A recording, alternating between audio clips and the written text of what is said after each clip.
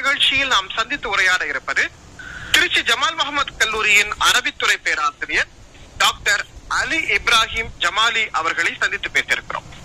Doctor அலி இப்ராஹிம் ஜமாலி அவர்கள் அரபித்துறை பேராசிரியராக பணியாற்றுவதோடு மட்டுமன்றாமல் தொடர்ந்து அரபியிலிருந்து ஆங்கிலத்தில், ஆங்கிலத்திலிருந்து தமிழில், அரபியிலிருந்து தமிழில், அதே போன்று ஆங்கிலத்தில் புதிய புத்தகங்கள், அரபியில் புதிய புத்தகங்கள் என்று தொடர்ந்து தன்னுடைய பங்களிப்பை அரபு இலக்கியத்திற்கும் தமிழ் இலக்கியத்திற்கும் ஆங்கில இலக்கியத்திற்கும் பங்களிப்பு செய்து வரக்கூடியவர். தொடர்ந்து அரபியில் 4 புத்தகங்களை இதுவரை வெளிக்கொண்டு வந்திருக்கிறார். தமிழில் அரபியினுடைய நாவல் ஒன்று மொழிபெயர்க்கப்பட்டிருக்கிறது. அதே போன்று ஜமாலி உஸ்தாதும் நானும் என்று சொல்லக்கூடிய வாழ்க்கை வரலாற்று குறிப்பு கட்டுரைகள், ஜமாலியின் சிந்தனைகள் என்கிற கட்டுரை தொகுப்பு, இன்னும் தொடர்ந்து அவர்களுடைய சுய சிந்தனை சார்ந்த பல்வேறு புத்தகங்கள், அதே போன்று மொழிபெயர்ப்புகளில் அவர்களுடைய பங்களிப்பு என்பது மிக முக்கியத்துவம் வாய்ந்தது. இந்த நிகழ்ச்சியில் இப்ராஹிம் அவர்களுடைய மொழிபெயர்ப்பு பணிகள், அவருடைய எழுத்து பணிகள் மட்டுமல்லாமல் மிக குறிப்பாக நாம் அறிய வேண்டிய அரபிலக்கிய வரலாறு குறித்த மிக முக்கியமான ஒரு பகுதியை நாம் பேச இருக்கிறோம். தமிழில் நம்முடைய இலக்கிய வரலாறு ஓரளவுக்கு பொது தமிழ் சமூகம் அறிந்த வகையில் தமிழ் முஸ்லிம் சமூகம் குறிப்பாக அரபு இலக்கியங்கள் குறித்த உரையாடல்களை போதுமான அளவு இன்னும் நிகழ்த்தவில்லை என்றே கருதுகிறேன். அதற்கான வாய்ப்புகளும் நமக்கு பெரிய அளவில் திறக்கப்படவில்லை என்றே கருதுகிறேன். எனவே அரபு இலக்கியத்தில் இலக்கிய சூழல்கள் மரபிலக்கியம் துவங்கி சமகால இலக்கியம் வரை எவ்வாறான வளர்ச்சியை பெற்றிருக்கிறது என்பது பற்றியும் அலி இப்ராஹிம் அவர்களுடைய எழுத்து பணிகள் குறித்தும் நாம் பேச இருக்கிறோம். இப்போது நம் அனைவர் சார்பிலும் பேராசிரியர் டாக்டர் அலி இப்ராஹிம் ஜமாலி அவர்களை அன்போடு வரவேற்றுக் கொள்ளும். அஸ்ஸலாமு அலைக்கும் சார். வலைக்கும் அஸ்ஸலாம் வரஹ்மத்துல்லாஹ். அல்ஹம்துலில்லாஹ் சார், உண்மையிலே ஒரு சிறப்பு வாய்ந்த பணி. ஏன்னா ஒரு 2000 ஆண்டுக்கு முற்பட்ட உறவு தமிழகத்திற்கும் அரபு நாட்டிற்கும் இருக்கிறது. சங்க காலத்திற்கு முந்தைய காலம் என்று கருதப்படுகிற காலத்திலிருந்தே அரபு வணிக தொடர்பு தமிழகத்தோடு நேரடியாக இருந்த போதும் இன்னும் அரபு தமிழ் இலக்கியத்தினுடைய சமகால உறவு என்பது போதிய அளவில் வளர்ச்சி பெறவில்லை என்று நான் நினைக்கிறேன். அந்த அளவில் இப்போது உங்களை போன்றவர்கள் அதற்கான முயற்சியை நிறைய முன்னெடுத்து வருகிறீர்கள். அதற்காக எங்களுடைய வாழ்த்துக்களும் பாராட்டுகளும் சார். நன்றி நன்றி. தொடர்ந்து அரபு இலக்கியம் குறித்தும் உங்களுடைய எழுத்து பணிகள் குறித்தும் பேசுவோம். அதற்கு முன்னால் உங்களை பற்றி ஒரு சுருக்கமான சுய அறிமுகத்தை நம்ம நேர்களுக்கு சொல்லுங்க. உங்களுடைய சொந்த ஊர், உங்களுடைய கல்வி, உங்களுடைய குடும்பம், இது குறித்த ஒரு அறிமுகத்தை. அல்ஹம்துலில்லாஹ். என்னுடைய பெயர் அலி இப்ராஹிம். என்னுடைய பூர்வீகம் பாத்தீங்க அப்படின்னா ராமநாதபுரம் மாவட்டம் பார்த்திபனூர். ஆனா நான் பிறந்தது வளர்ந்தது எல்லாமே சென்னையில. +2 வரைக்கும் அங்க இருக்கக்கூடிய சென்னையில சவுகாஸ்பேட்டை பகுதியில் இருக்கக்கூடிய ஒரு பள்ளியில படிச்சேன். பள்ளியில படிக்கக்கூடிய காலத்திலே அல் குர்ஆனை மனனம் செய்யக்கூடிய ஒரு வாய்ப்பு கிடைச்சது. பக்கத்துல இருக்கக்கூடிய ஒரு மக்தப் மதரசாவுல மனப்பாடம் பண்ணேன். அது மனப்பாடம் பண்ணதுனால என்னுடைய வாழ்க்கை பாதை மாறிச்சு. உண்மையை சொல்லணும் அப்படின்னு சொன்னா என்னுடைய சிறு பிராயத்தினுடைய லட்சியம் ஒரு பொறியாளர் ஆகணும் அப்படின்றதுதான். சரி. ஆனா என்னாச்சு அப்படின்னா அல்லாஹ் குர்ஆனை மனனம் செஞ்ச பின்னாடி என்னுடைய பாதை மாறிச்சு, சிந்தனை மாறிச்சு. சரி, நம்ம அரபி மொழி படிப்போம், ஒரு ஆலிம் பட்டம் வாங்கலாம், மேற்கொண்டு வேற ஏதாவது அதாவது மேற்கொண்டு பட்டப்படிப்புகள் எல்லாம் படிக்கலாம் இதுலயும் அப்படின்னு ஒரு சிந்தனை சில சகோதரர்கள் சொன்னதுனால அப்படியே என்ன செஞ்சேன் அப்படின்னா +2 முடிச்சுட்டு ஓத போயிட்டேன். சரி. நான் முதலாக ஓத உங்க பகுதிக்கு தான் தக்கலையில தான் ஓத வந்தேன். ஓ சரி. தக்கலை சமதானி அரபி கல்லூரியில முதல்ல ஓத ஆரம்பிச்சேன். அதற்கு பின்னால் பாத்தீங்க அப்படின்னு சொன்னா தூரம் அதிகமா இருந்தது சென்னைக்கும் தக்கலைக்கும். அப்புறம் சென்னையிலேயே ஜமாலி அரபிக் கல்லூரி, இன்றைய ஜமாலி அரபிக் கல்லூரியுடைய முதல்வர் மேன்மிகு சையத் நயாஸ் அஹ்மத் ஜமாலி ஹஜரத் அவங்க என்ன என்ன செஞ்சாங்க அப்படின்னா ஜமாலியால நீங்க சேருங்க, உங்களுக்கு நிறைய அரபி மொழிகளை மேம்படுத்திக்கலாம்னு சொன்னாங்க. அல்ஹம்துலில்லாஹ் அப்படின்னு சொல்லிட்டு ஜமாலியால சேர்ந்தேன். 1999ல மௌலவி ஆலிம் ஜமாலி பட்டம் வாங்கினேன். அதற்கு பின்னால் அப்படி படிக்கக்கூடிய காலத்திலே அஃதலுல் உலமா அப்படின்னு சொல்லப்படக்கூடிய சென்னை பல்கலைக்கழகத்தினுடைய படிப்பு படிச்சு முடிச்சு அப்புறம் BA-வும் படிச்சு அதுக்கப்புறம் MA படிச்சேன். MA-ல பாத்தீங்க அப்படின்னா ஒரு 2-3 MA-க்கள் முடிச்சிருக்கேன். முதுகலையில MA பப்ளிக் அட்மினிஸ்ட்ரேஷன், அப்புறம் MA அரபிக், MBA படிச்சேன். நான் பட்டம் வாங்கின உடனேயே அரபிக் கல்லூரியில பணிபுரியக்கூடிய வாய்ப்பு கிடைத்தது. விலாலியா அரபிக் கல்லூரி அப்படின்னு சென்னையில இருக்கக்கூடிய அந்த கல்லூரியில பேராசிரியரா பணியில சேர்ந்த முதல் பணி அதுதான். சரி. 2003ஆம் ஆண்டு வரை அங்க இருந்தேன். அதற்கு பின்னால் சென்னையில இருக்கக்கூடிய சென்னை வண்டலூர் இருக்கக்கூடிய புகாரி ஆலிம் அரபிக் கல்லூரி அதுல பேராசிரியரா பணிக்கு சேர்ந்தேன். நடுவுல ஒரு சின்ன கேப் கிடைச்சது. ஒரு 5 வருடம் வந்து ஒரு நிறுவனத்துல மேலாளராகவும் பணிபுரிந்தேன். அது MBA படிச்சதுனால அதுக்கப்புறம் திரும்ப பேக் டு பெவிலியன் சொல்லுவாங்க இல்லையா, திரும்ப நான் அதாவது டீச்சிங் ப்ரொஃபஷனுக்கே வந்தேன். ப்ரொஃபஷனுக்கு வந்து அங்க புகாரி ஆலிம் அரபிக் கல்லூரி பல்கலைக்கழகமாக பரிணமிச்சிருந்தது அந்த துறை. அப்ப அந்த பல்கலைக்கழகத்துல BS அப்துல் ரஹ்மான் கசன் பல்கலைக்கழகத்துல உதவி பேராசிரியராக சேர்ந்து அதற்கு பின்னால் MPhil முடிச்சு நெட் முதல் வாய்ப்பிலேயே UGC நெட் பாஸ் பண்ண 2013ஆம் ஆண்டு. அதற்கு பின்னால் PhD முடிச்சேன். 2019 முனைவர் பட்டம் வாங்கினேன். 2020 ஜனவரியில ஜமால் முகமது கல்லூரியில பேராசிரியரா பணிபுரிய வாய்ப்பு கிடைச்சது. இங்க ஜாயின் பண்ணி கிட்டத்தட்ட 5 வருடம் முடிஞ்சிருக்கு. என்னுடைய சுருக்கமான முன்னுரை நினைக்கிறேன். கட்டாயமா ஒரு வகுப்பு விடாம எல்லாத்தையும் வறுமையா வழக்கமா அப்படி அழகா வரிசைப்படுத்தி சொல்லிட்டீங்க. சிறப்பு சார். உங்க குடும்பம் பத்தி சொல்லுங்களேன்.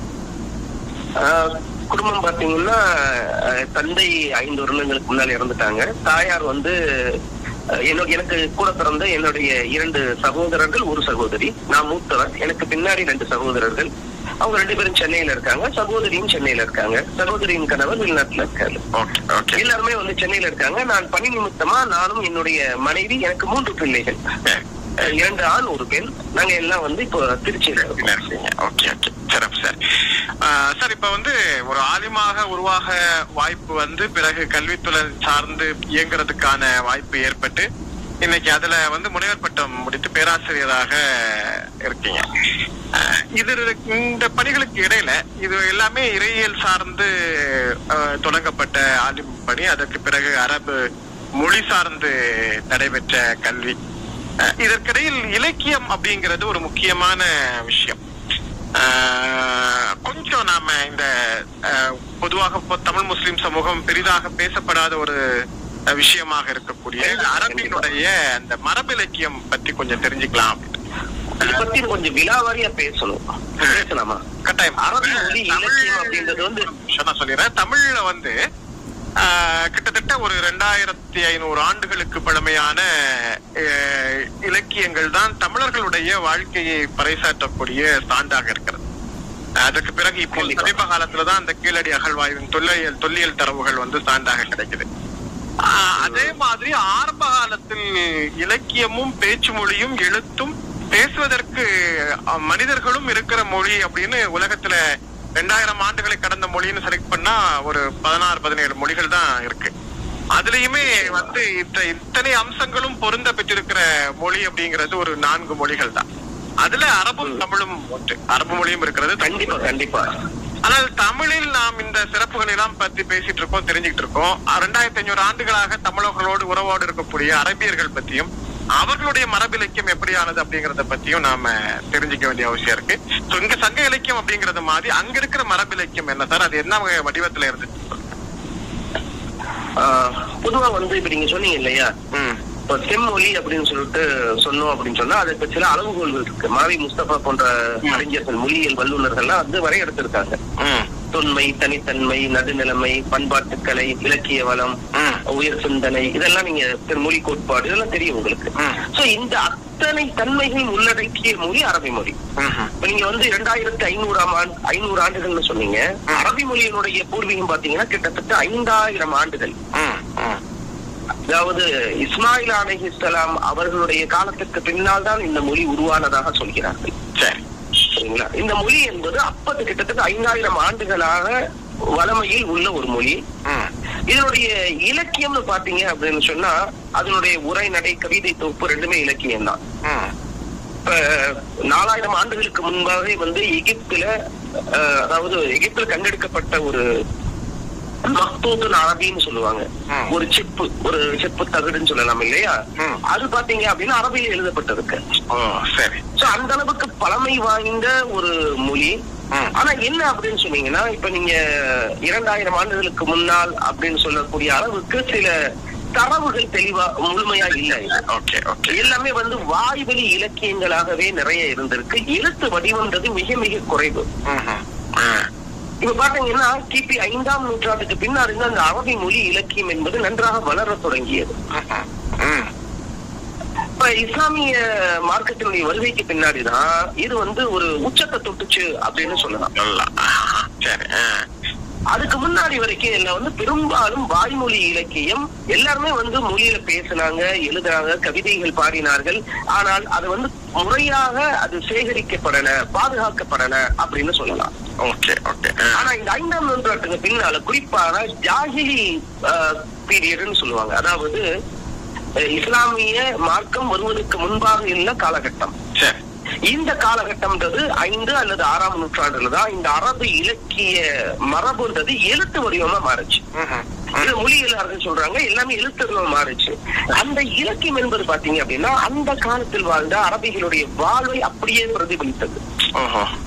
அவங்களுடைய அந்த அரபிகள் எப்படி இருந்தாங்கன்னு சொன்னா பல்வேறு இனம் குழுக்களாக இருந்தார்கள். அவர்கள் வாழ்நிலையோடு பின்னி பிணைந்ததா இலக்கியம் இருந்துச்சு.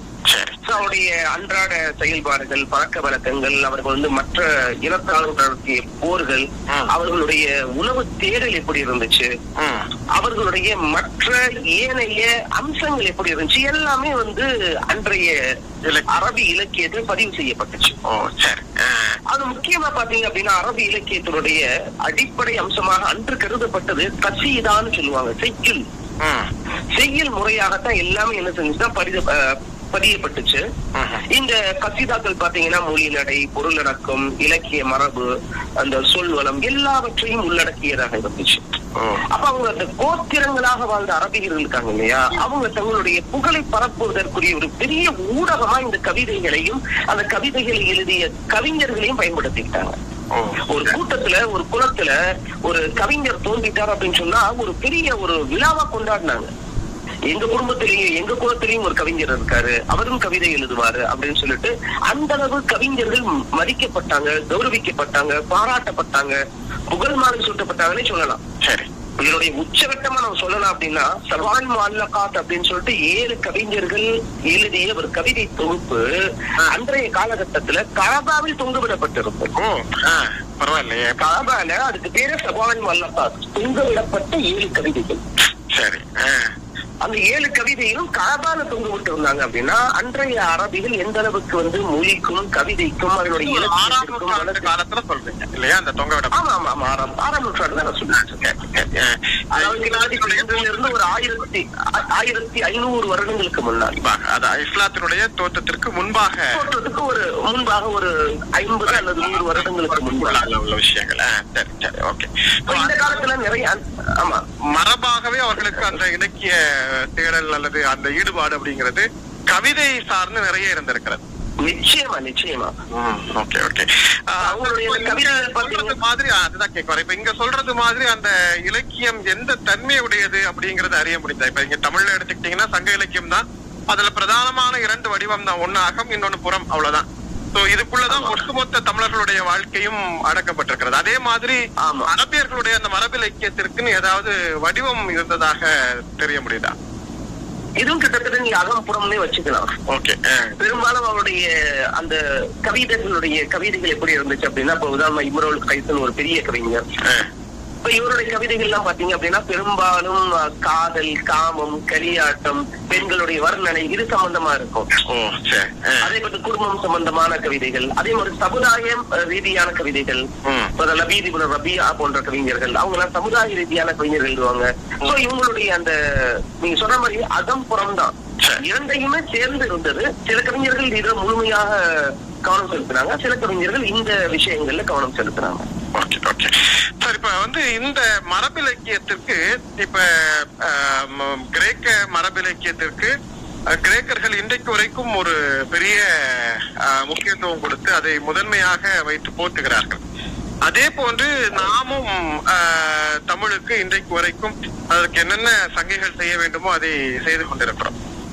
இது போன்று அரபியர்களுடைய இன்னைக்கு இருக்கக்கூடிய லைஃப் ஸ்டைல் அப்படின்னு பாத்தீங்கன்னா, இன்னைக்கு அரபு நாடுகளுக்கு போயிட்டு வரக்கூடியவங்க அரேபியர்கள் எப்படி வாழ்றாங்க, அவங்களுடைய தினசரி வாழ்க்கை என்னவாக இருக்கிறது, அவங்களுடைய உணவு பழக்க வழக்கம் என்னவாக இருக்கிறது, அவங்களுடைய பொழுதுபோக்கு என்னவாக இருக்கிறது, இந்த மாதிரியான தகவல்கள் எல்லாம் பேசும்போது அதுல இலக்கியம் குறித்த ஒரு பெரிய விஷயம் ஒன்னும் பகிர்ந்து கொள்வது போன்ற ஒரு ஒரு ஒரு பிம்பம் தெரியல. சோ இன்னைக்கு இந்த இலக்கியங்களை அறிஞர்கள், அதுவும் உலகளாவிய அறிஞர்கள், பல மொழிகளை பேசுகிற அறிஞர்கள், உங்களை போன்ற தமிழில் அரபிய இலக்கியங்களை ஆய்வு செய்யக்கூடியவர்கள் எல்லாம் போற்றுவதை போல, ஆய்வு செய்வதை போல, அரபியில் இந்த மொழிக்கான முக்கியத்துவமும் இந்த இலக்கியத்திற்கான முக்கியத்துவமும் எந்த அளவுக்கு இன்னைக்கு நடைமுறையில இருக்கு? இத கொஞ்சம் விலாவாரியா பேசுறீங்க. சொல்லக்கூடிய விஷயம் இருக்கு இல்லையா, இப்போ மொழி இலக்கியம் அப்படின்றது அதனுடைய அந்த ஒரு முக்கியத்துவம் அப்படின்றது எல்லா மொழிகளிலுமே குறைஞ்சுக்கிட்டே வருது அப்படின்னு சொன்னா அது தவறு இல்லைன்னு நினைக்கிறேன். உண்மைதானே? நிச்சயமா. அதாவது இப்ப இன்றைய தலைமுறையினருக்கு ஒரு பண்டைய தமிழ் இலக்கியத்தை பத்தி பேசினா தெரியாது. புறநானூரை பத்தியோ அகநானூரை பத்தியோ தமிழ் சங்கை, ஆமா அதே நிலைமைதான். ஆமா, அதை விட முக்கியமான தமிழ் பேசுறதும் வாசிக்கிறதுமே அவ்வளவு சிரமமான விஷயமா இன்னைக்கு புதிய முக்கியமான விஷயம். ஆமா ஆமா, நம்ம எல்லாம் தமிழ் தங்கிலீஷ் பேசக்கூடிய ஒரு சூழ்நிலையில இருக்கோம் எல்லாருமே. அதாவது தாய்மொழி தமிழா இருக்கும், ஆனா தமிழ்ல வாசிக்க தெரியாத ஒரு சூழ்நிலையில இருக்கக்கூடிய ஒரு புதிய தலைமுறையை நம்ம பார்த்துக்கிட்டு இருக்கோம். ஆமா, ஆனா அரபியில இயல்பாகவே அவர்களுக்கு தங்கள் மொழி குறித்த ஒரு பெருமிதம் எப்போதுமே இருக்கிறது. அரபியர்களுக்கு உள்ளால ஒரு பெரிய மனநிலையாக இருக்கும் போது அவர்களுடைய மனநிலையில் இன்னைக்கு அந்த மரபிலக்கியத்தினுடைய பயன்பாடு எப்படி இருக்கு அப்படிங்கறதான் கேட்கிறேன். அதாவது மரபு இலக்கியம் அப்படின்றது நீங்க சொன்னது போல அதனுடைய இது குறைஞ்சிருச்சு. மொழியை பொறுத்த வரைக்கும் அவங்க ரொம்ப ஒரு தன்னை பெருசா நினைப்பாங்க. அரபிகள் அவங்க இந்த லாக் அப்படின்ற ஒரு எழுத்து உண்டு அரபியில. அந்த எழுத்து அப்படின்றது தன்னை பெருமிதமா சொல்லுவாங்க. நாங்கள் மட்டும் அரபு அப்படின்னு சொன்னாலே அது மொழி ரீதியா பாத்தீங்க அப்படின்னா தெளிவாக பேசினான் அப்படின்னு அர்த்தம். அரப அப்படின்னா அவங்க அரபிகள் அதுல என்ன சொல்றாங்கன்னா, நாங்கள் மட்டும்தான் தெளிவாக பேசக்கூடியவர்கள், மற்றவர்களும் தெளிவாக பேசாதவர்கள் அப்படின்ற ஒரு பெருமிதமும் தற்பெருமையும் அரபிகள்கிட்ட இருக்கு. ஆனா இலக்கியத்தை பொறுத்த வரைக்கும் இன்றைய அரபியர்கள் கிட்ட அந்த அளவுக்கு இருக்கா அப்படின்னு கேட்டா குறைஞ்சிருக்கு. ஆனா நிறைய அரபியர்கள் என்ன செய்யறாங்க, அந்த இலக்கியத்தை படிச்சுக்கிட்டு தான் இருக்காங்க. இன்றைக்கும் அன்றைய பண்டைய நான் சொன்னேன் ஜாகிரி காலத்துல வாழ்ந்த கவிதைகள் கோட் பண்ணக்கூடிய, அதை மேற்கோளாக காட்டக்கூடிய ஒரு பழக்கம் என்பது எல்லாத்துக்குமே இருக்கு. இம்ருல் கைசி இப்படி சொன்னாரு அப்படின்னு சொல்லப்படக்கூடிய இதெல்லாம் நீங்க இன்னும் கொஞ்சம் விலாவரியா சொல்லணும். உதாரணமா இலக்கியம் என்பது நமக்கு பொதுவா சொல்லலாம், சமூகத்தை பிரதிபலிக்கும் கண்ணாடி தான் அது. நம்ம இலக்கியத்தை, சமுதாயத்தை விட்டுட்டு இலக்கியத்தை உருவாக்கவே முடியாது. இன்றைய இலக்கியமாக இருந்தாலும் சரி, சமுதாயத்துல என்ன இருக்கோ அதன் அடிப்படையில இலக்கியத்தை படிக்கணும். அன்றைய ஜாகிரி காலத்துல வாழ்ந்த அந்த சமுதாயம், அவங்களுடைய பழக்க வழக்கம், அவங்களுடைய உணவு பழக்கம் எல்லாமே கொஞ்சம் மாற்றம் இருந்தாலும் அந்த இலக்கியத்தினுடைய தாக்கம் இன்னைக்கும் இன்றைய அரபிகள்கிட்ட நிச்சயமா இருக்கு. இன்னும் சொல்ல போனா ஐரோப்பிய இலக்கியத்திலேயே அரபி இலக்கியத்தினுடைய ஆதிக்கம் இருக்கு, அதனுடைய தாக்கம் இருக்கு அப்படின்னு சொல்றாங்க. லெகசி ஆஃப் இஸ்லாம்னு ஒரு புத்தகத்தை பேராசிரியர் சார் அலெக்சாண்டர் ராஸ்கின் கிப் அப்படின்றவர் எழுதியிருக்காரு. அவர் எழுதும் போது அவர் அந்த புத்தகத்துல சொல்றாரு, ஐரோப்பிய இலக்கியத்தில் அரபியரின் ஆதிக்கம்னு ஒரு அத்தியாயம். அந்த அத்தியாயத்திலே சொல்றாரு, புதுமை கற்பனை இலக்கியத்திற்காகவும் உயர்ந்த கருத்துக்களுக்காகவும் ஐரோப்பியா அரபி அவருக்கு கடமைப்பட்டுள்ளது அப்படிங்கிறார். அந்த அளவுக்கு நீங்க கேட்டதுனால சொல்றேன், அந்த அளவுக்கு ஒரு உயர்வான இலக்கியம் அரபி மொழியில இருந்தது. ஐரோப்பியாவுக்கு, ஐரோப்பா கண்டத்திற்கு என்ன செஞ்சிருக்கு, அதனுடைய கருத்துக்கள் போயிருக்கு. அவர் கடல் சொல்றாரு. நாம இன்னொரு விஷயம் இப்ப தமிழில் பாத்தீங்கன்னா தமிழகத்துக்காக வந்தவர்கள், எல்லா மொழி பேசக்கூடியவர்களும் வந்தாங்க, வணிகத்துக்காக வந்தாங்க, நாடு பிடிப்பதற்காக வந்தாங்க. அப்படி வந்தவங்களுடைய சிந்தனைகள், வந்தவர்களுடைய கருத்துக்கள், அவர்களுடைய மொழி கலப்புகள் தமிழுக்குள்ளால நிறையவே கலந்திருக்கு. இதே மாதிரி உலக நாடுகள் முழுக்க பயணம் போனவர்கள், எப்படி ஆங்கிலேயர்கள் உலக நாடுகள் முழுக்க பயணம் போனார்களோ அதே போன்று உலக நாடுகள் முழுக்க வணிகத்தின் பொருட்டு பயணம் போனவர்கள் அரேபியர்கள். அந்த நாடுகள் இப்ப ஐரோப்பிய இலக்கியத்துல அரேபிய இலக்கியத்தினுடைய கற்பனை வளம் தாக்கம் இருக்கு அப்படின்னா, அதே போன்று உலகத்தினுடைய பிற பகுதிகளினுடைய இலக்கிய தாக்கம், அந்த இலக்கிய வடிவம் அரபு இலக்கியத்துக்குள்ளால தாக்கத்தை ஏற்படுத்திருக்கா? அதை நீங்க உணர்றீங்களா? இது பாத்தீங்க அப்படின்னு சொன்னா அரபி இலக்கியத்துல முதல்ல மொழி ரீதியா அரபி மொழியில் நிறைய வார்த்தைகள் மற்ற மொழிகள்ல போயிருக்கு. ஆங்கிலத்திலிருந்து தமிழ் வரைக்கும், லாட்டின்ல இருந்து தமிழ் வரைக்கும் நிறைய வார்த்தைகள், அரபி வார்த்தைகளை நம்ம என்ன செய்யறோம், பயன்பாட்டுல இருக்கிறத பாக்குறோம். இலக்கியம்னு பாத்தீங்கன்னா மற்ற மொழி இலக்கியங்கள் அரபியில வந்திருக்கான்னு கேட்டா வந்திருக்கு நிச்சயமா. இப்ப இந்த இலக்கியம் என்பது அப்படி அந்த பரிணாம வளர்ச்சி எப்படி வந்துச்சுன்னு பாத்தீங்கன்னா, நான் சொன்னேன் இல்லையா, ஜாகிலி காலத்துல வாழ்ந்த இலக்கியம். அதுக்கப்புறம் பாத்தீங்கன்னா அப்பாசியர்கள் காலத்துல இந்த இலக்கியம் என்பது உச்சகட்டத்தை அடைஞ்சிச்சு. சரிங்களா? இப்ப மற்ற மொழிகள்ல இருக்கக்கூடிய இலக்கியம் எல்லாம் இங்க வரணும் அப்படின்னு சொல்லி அங்க பாத்தீங்கன்னா பக்தாதுல தாருல் ஹிக்மா அப்படின்னு ஒரு நிறுவனம் உருவாக்கப்பட்டது. கலீஃபா மஹ்மூனுடைய காலத்துல அவர் என்ன பண்ணாரு அப்படின்னா, நிறைய கிரேக்க மற்றும் லத்தீனத்தில் இருக்கக்கூடிய, இன்னும் சொல்ல போனா சமஸ்கிருதத்தில் இருக்கக்கூடிய நூல்கள் எல்லாம் அரபியில் மொழிபெயர்க்கப்பட்டன. அவருக்கு பேரை மொழிபெயர்ப்புக்காக வேண்டிய ஒரு பெரிய ஒரு இடத்தை உருவாக்கினாரு. அரபி மற்றும் அதே போல அந்த மொழி தெரிந்த அறிஞர்களை கொண்டு வச்சு அவங்களுக்கு வேலையை மொழிபெயர்க்கிறது தான். இப்படி மொழிபெயர்த்து என்னாச்சு அப்படின்னு சொன்னா, இப்னுல் முகஃபா அப்படின்றவரெல்லாம் நம்ம இப்ப இந்தியாவுல படிச்ச போதுல பஞ்சதந்திர கதைகள். ஆமா ஆமா. இந்த பஞ்சதந்திர கதைகள் எல்லாம் அரபி மொழியில மொழிபெயர்க்கப்பட்டன. நிறைய நூல்கள் என்ன செஞ்சிருக்கு, மொழிபெயர்க்கப்பட்டுள்ளது. இந்த மொழிபெயர்க்கப்பட்ட அந்த இலக்கியத்தினுடைய தாக்கம் அரபி மொழியில இருந்துச்சு. இது அப்படியே என்னாச்சு அப்படின்னு சொன்னா, இதுக்கப்புறம் அப்படியே கொஞ்சம் கொஞ்சமாக நான் சொல்லக்கூடியது இது பாத்தீங்க அப்படின்னா 8ஆம் நூற்றாண்டு 9ஆம் நூற்றாண்டு, கிபி 9ஆம் நூற்றாண்டு. இதற்கு பின்னாடி ஒரு தொய்வு ஏற்பட்டுச்சு. இந்த அப்பாசியருடைய இறுதி காலகட்டத்துல கிட்டத்தட்ட ஒரு 11, 12ஆம் நூற்றாண்டுக்கு பின்னாடி ஒரு பெரிய தொய்வு, அரசியல் ரீதியாக ஏற்பட்ட விஷயங்களும் சொல்லலாம், அதனுடைய காரணிகளும் இருக்கு. அப்படியே 13ஆம் நூற்றாண்டுக்கு பின்னாடி ஏற்பட்டது 19ஆம் நூற்றாண்டுல இது திரும்ப எழுந்துச்சு. அதாவது இந்த கடல் அலைகளின் நீச்சி மாதிரி என்ன செய்யலாம், இது திரும்ப பரிணாம வளர்ச்சி அடைஞ்சு மொழியிலுமே 18, 19ஆம் நூற்றாண்டு ஒரு மரமலர்ச்சி காலமா இலக்கியம். நிச்சயமா அந்த பிரெஞ்சு புரட்சின்னு சொல்லுவாங்க இல்லையா, அந்த பிரெஞ்சு புரட்சிக்கு பின்னாடி 18ஆம் 10ஆம் நூற்றாண்டு அப்படின்றது நிறைய ஒரு புரட்சிகள் ஏற்பட்டுச்சு. அரபி மொழி விதிவிலக்கு இல்லை. அரபி மொழியில பாத்தீங்கன்னா குறிப்பாக எகிப்துல ஒரு பெரிய புரட்சி ஏற்பட்டுச்சு, அறிவு புரட்சின்னு சொல்லலாம். நிறைய எழுத்தாளர்கள் உருவானாங்க. முஸ்தபா லுத்ஃபி மன்ஃபுலூதி, அதே போன்று அஹ்மது ஷவுகி, ஹாஃபிஸ் இப்ராஹிம், அதே போன்று தௌஃபீக்குல் ஹக்கீம், இது போன்ற அறிஞர்கள் எல்லாம் வேறு நிலைகள்ல நின்று இடத்தை களமாண்டாங்க. கவிதையில, உரைநடையில, நாடகத்துல.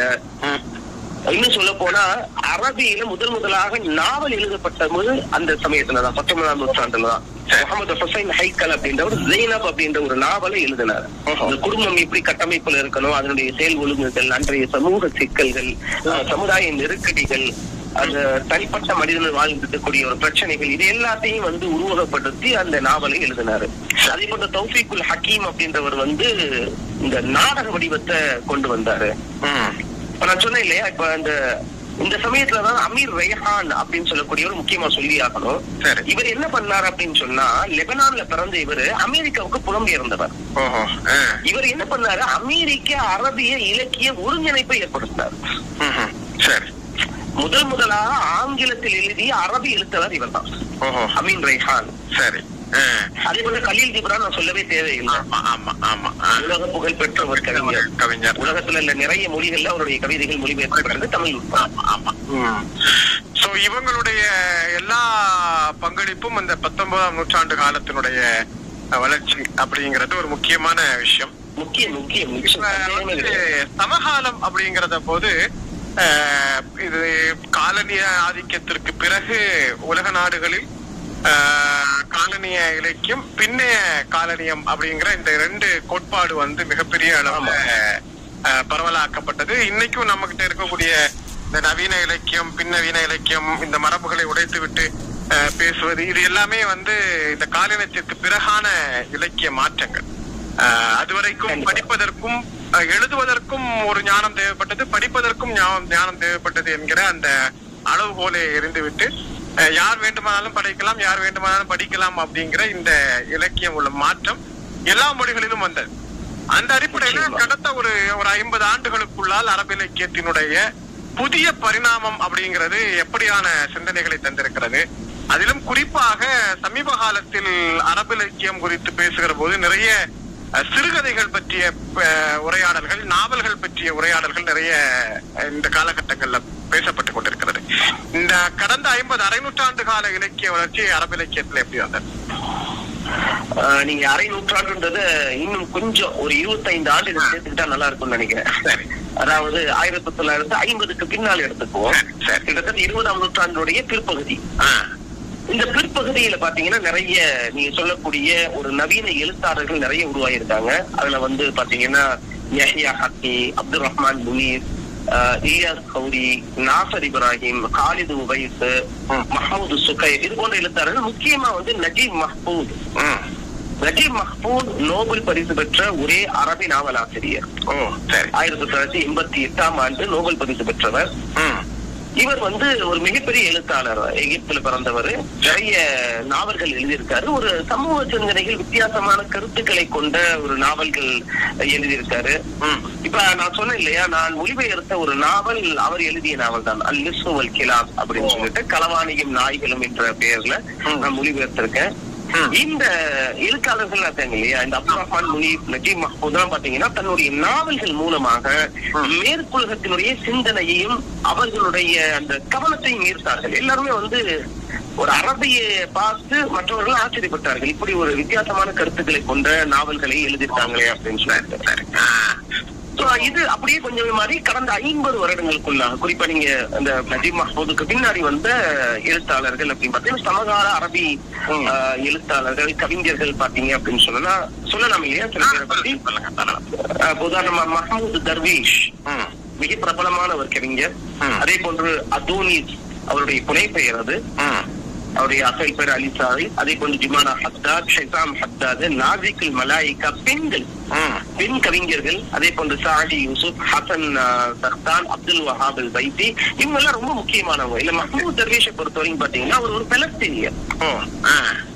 பெலஸ்தீனியர் புலம் பெயர்ந்தால் என்ன பிரச்சனை ஏற்படும் அப்படின்றத கண்கூடாக பார்த்து தன்னுடைய வாழ்நிலை நெருக்கடிகளை, தன்னுடைய மன உணர்வுகளை அவருடைய கவிதைகள் எழுதியிருக்காரு. அதனுடைய பங்களிப்பும் இந்த காலகட்டத்துலதான் வளர்ச்சி பெற்றிருக்கு இல்லையா பெண்களுடைய? கண்டிப்பா கண்டிப்பா கண்டிப்பா. இப்ப நீங்க சொல்லக்கூடிய அந்த 50 வருடங்களுக்குள்ளேயே வந்தது. கடந்த 20-30 வருடங்களுக்குள்ளேயே இவங்க எல்லாம் வந்து நிறைய பெண் கவிஞர்கள் வந்துகிட்டே இருக்காங்க. சரி, ஓகே. அந்த அதோனிஸ் நான் சொன்னேன் இல்லையா, அவரும் புலம்பெயர்ந்த ஒரு மனிதர் தான். சிரியாவில பிறந்து நெருக்கடி காரணமா லெபனானுக்கு இடம்பெயர்ந்தவர், புலம்பெயர்ந்தவர். கிட்டத்தட்ட நம்மளுடைய அதே மாதிரியான மாற்றங்கள், கொஞ்சம் சின்ன சின்ன வேறுபாடுகளோட அரபு நாட்டுல வந்து இலக்கியம் வளர்ச்சி பெற்றிருக்கு அப்படின்னு நம்ம புரிஞ்சுக்க முடியுது. இப்ப குறிப்பா இதுல உங்களுடைய பணிகள் பத்தி பேசுறோம். குறிப்பா இன்னைக்கு நீங்க மொழிபெயர்த்திருக்கக்கூடிய இந்த நாவல் பத்தி சொல்லுங்க. இந்த குறிப்பா இந்த நாவல் தேர்வு செய்யப்படுவதற்கு என்ன காரணம்? மொழிபெயர்ப்பில் உங்களுடைய பணிகள் என்ன அப்படிங்கிறது? உண்மையை சொல்லணும் அப்படின்னு சொன்னா, நான் இந்த நீங்க ஆரம்பத்துல சொன்னீங்க இல்லையா, நீங்கள் படித்தது வந்து மெய்யியல் கல்வி, அதாவது ஆலிம் கல்வி. ஆலிம் கல்விக்கு வந்து இலக்கியத்தை நீங்க எப்படி தேர்வு செஞ்சீங்க, படிச்சீங்க அப்படின்னு சொன்னீங்க. ஏன்னா இன்னைக்கு அது ஒரு அரபிக் கல்லூரிகள்ல, இதை குறையா சொல்லல, ஒரு ஆதங்கமா கூட நீங்க எடுத்துக்கலாம். அரபிக் கல்லூரிகள்ல அரபி இலக்கியத்திற்கு அந்த அளவுக்கு முக்கியத்துவம் கொடுக்கறது இல்ல அப்படின்றதுதான் நிதர்சனம். நிச்சயமா நிச்சயமா. இப்ப ஜமாலி அரபிக் கல்லூரியில நான் படிச்சேன். எனக்கு வந்து அந்த கவிதை, உரைநடை எல்லாம் சொல்லி கொடுத்தாங்க. இந்த கவிதை, உரைநடை எல்லா கல்லூரிகள்ல இருக்கா அப்படின்னு கேட்டா இல்ல, ரொம்ப குறைவு. இலக்கியத்தை பத்தி ஒரு பரிச்சயமோ ஒரு அறிமுகமோ நிறைய இந்த ஆலிம் பட்ட வாங்கின சகோதரர்களுக்கு தெரியறது இல்ல. நான் வந்து குறையா சொல்லல, இப்பவும் சொல்றேன். 7 ஆண்டு பாடத்திட்டம், உருவாக்கப்பட்ட பாடத்திட்டத்தையே முழுமையா முடிக்கிறதுக்கு நேர நெருக்கடி அவங்களுக்கு.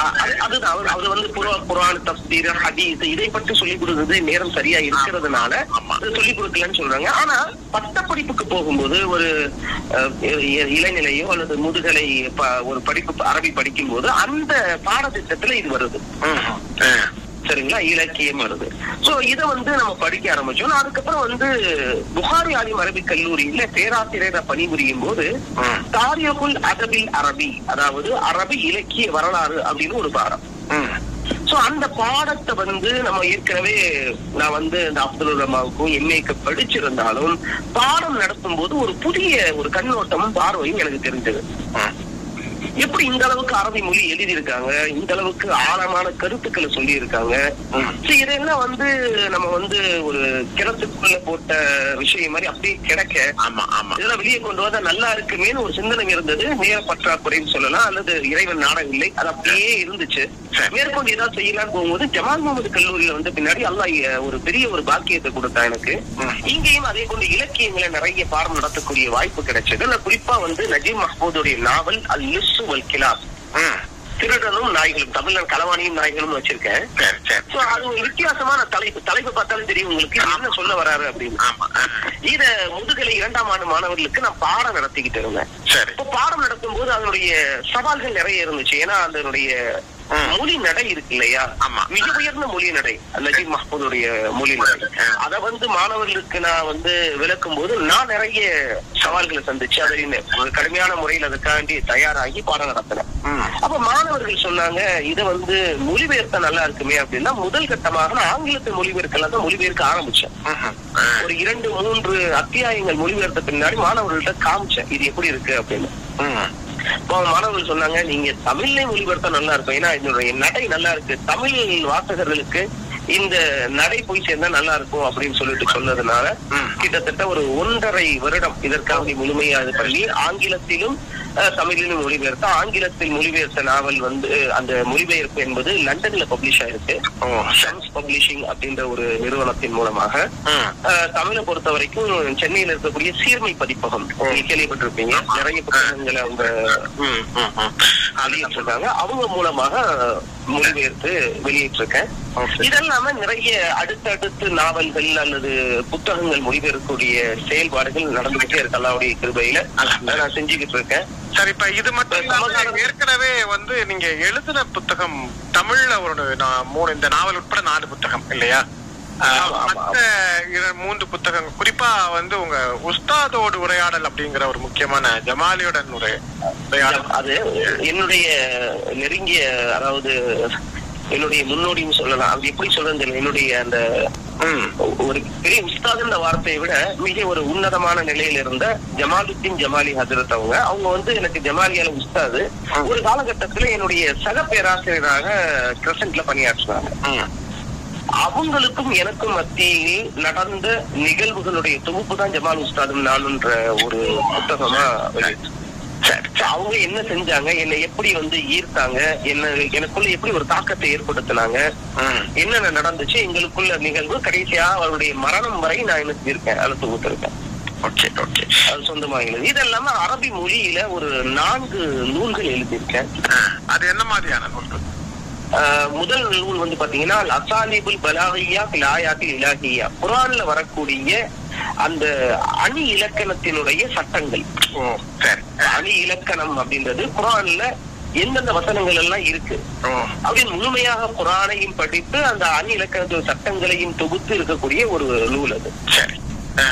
அது இரண்டாவது பாத்தீங்கன்னா முக்தசருல் பயான் ஃபீ முகாரனத்தில் அதியான், அது வந்து கம்பேரட்டிவ் ரிலீஜியன், மதங்களுடைய கோட்பாடுகள் என்ன, ஒவ்வொரு மதமும் என்ன சொல்லுது அப்படின்னு சொல்லி ஒவ்வொரு மதத்தை பற்றியும் அதனுடைய கருத்துக்கள், மார்க்கம், மதம் மட்டுமல்ல சிந்தனைகள், சிந்தனை தாக்கங்கள், செக்யூலரிசம்னா என்ன அப்படின்னு சொல்லி அதனுடைய எல்லா விஷயங்களையும் தொகுத்திருக்கேன். மூன்றாவது வந்து நான் எழுதிய அரபிக் கவிதைகளுடைய தொகுப்பு. அரபியில கவிதை, அரபி கட்டுரைகளுடைய தொகுப்பு. கட்டுரைகள் அரபியில நிறைய கட்டுரைகள் எழுதிருக்கேன், நிறைய ஜர்னல்ஸ்ல, நிறைய மேகசின்ஸ்ல எல்லாம் எழுதியிருக்கேன். அதனுடைய தொகுப்பு ஒரு குறிப்பிட்ட சில கட்டுரைகள் தொகுப்பு எழுதி அஃப்காருல் ஜமாலி வாராவுஹு அப்படின்னு மொழி அதை வந்து வெளியிட்டிருக்கேன். சமீபத்துல இந்த வருடம் சென்ற வருடம் 2024 ஏப்ரல்ல ஒரு புத்தகம் எழுதியிருக்கேன். அல் லுகத்துல் அரபியா அஸருஹா வ தஅசீருஹா, அரபி மொழியினுடைய தாக்கம் அப்படின்னு சொல்லலாம், அதனுடைய பொருள். அரபி மொழி எந்த அளவுக்கு எல்லாம் தாக்கத்தை ஏற்படுத்தியிருக்கு அப்படின்னு சொல்லி ஒரு நூல். இந்த 4 நூல்கள் அரபியில எழுதியிருக்கு. சிறப்பு சார். உண்மையிலே வந்து 2 மொழிகளிலும் பங்களிப்பு செய்யக்கூடியவர்கள் மிக குறைவு. முந்தைய காலத்தில் சில ஆலிம் பெருந்தகைகள் சில புத்தகங்களை இது மாதிரியான பணிகள்ல செஞ்சிருக்காங்க, தந்திருக்கிறாங்க. ஆனால் இடைப்பட்ட ஒரு 15, 20, 25 ஆண்டுகளுக்குள்ள ஒரு 4 நூற்றாண்டு காலத்தில் அரபு தப்சீர் கலை சார்ந்து நிறைய புத்தகங்கள், நிறைய எழுத்து பணிகள் தமிழில் நடந்திருக்கிறது. அரபிய இறையியல் சார்ந்து நிறைய புத்தகங்களை ஆய்வு செய்து அதை அரபியிலும் எழுதியிருக்கிறார்கள், தமிழிலும் கொண்டு வந்திருக்கிறார்கள், ஆங்கிலத்திலும் எழுதியிருக்கிறார். ஆனால் அரபியில் தமிழில் இருந்து பங்களிப்பு செய்வது, மொழிபெயர்ப்பு, அதே போன்று தமிழில் இருந்து அரபிக்கு மொழிபெயர்ப்பு செய்வது, இது போன்ற பணிகள் கடந்த ஒரு 10 ஆண்டுகளுக்குள்ளால் ஒரு நல்ல வளர்ச்சியை அடைந்திருக்கிறது. அதுக்கு மிக முக்கியமான இந்த நேரத்துல நான் ஒரு விஷயத்தை சொல்லி ஆகணும். முனைவர் ஜாகிர் ஹுசைன், சென்னை பல்கலைக்கழகத்தினுடைய பேராசிரியர், அவர் ஒரு புதிய கதவை திறந்து வச்சாரு அப்படின்னு சொல்லணும். நிச்சயமா அரசாங்கத்திற்கு அந்த அறிவை கொண்டு சேர்த்ததுல அவருடைய பங்களிப்பு பங்கு அளப்பரியது.